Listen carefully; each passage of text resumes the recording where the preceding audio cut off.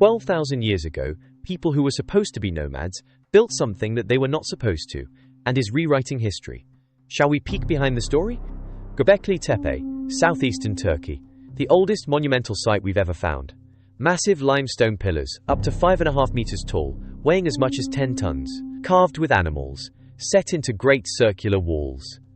Older than the wheel, older than farming itself. And, as archaeologists dug deeper, the mystery only grew. Domestic buildings, grinding stones, and leftover plants from multiple harvests. Weren't these people nomads?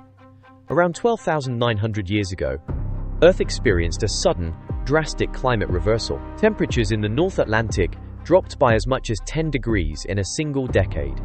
It lasted over 1,000 years. Scientists call it the Younger Dryas. Then, as abruptly as it began, the cold lifted. Grasslands returned. Wild cereals spread.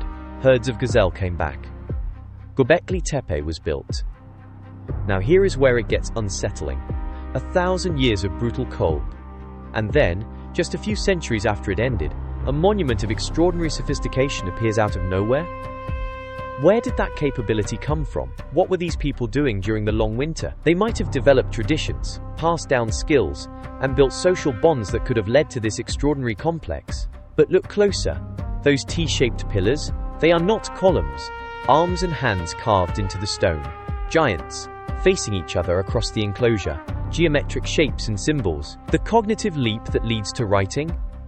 In 2025, archaeologists uncovered life-size human statue at the site, fully carved, deepening the mystery of what Göbekli Tepe meant. And here's more.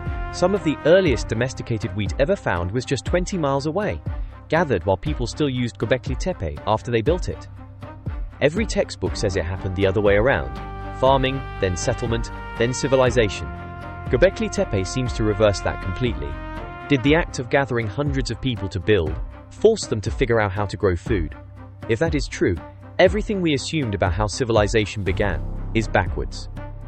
And something else doesn't add up. The earliest phases of Göbekli Tepe show the most sophisticated work. Later phases are simpler. Each generation built less impressively than the one before. That is the opposite of what you would expect. And then, the building simply stopped. Nobody knows why.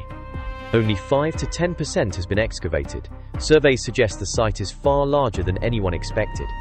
What is still waiting underground? Did we forget an entire civilization, or did we simply underestimate the one we already knew about? Either way, we may need to rewrite history,